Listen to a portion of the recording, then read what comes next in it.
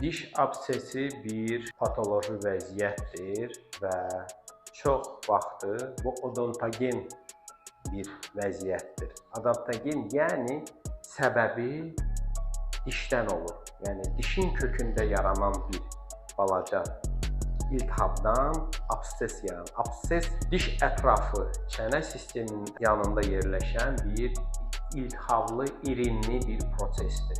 Abses lokal bir vəziyyətdə yerləşir və onun qarşısını dərhal almaq lazımdır. Əks halda, əgər o abses vaxtında aşkar olunmarsa, o daha böyük bir fəsadlara, flegmonaya gətirə bilər. Flegmona daha ağır vəziyyətdir. Pasiyentin istiliyi qalxır, üşütmə başlayır və həqiqətən də pasiyentin həyatına böyük bir risk yaradır. Bu halda tək üst çənə cərrahı bu xəstəliyin qarşısını ala bilər.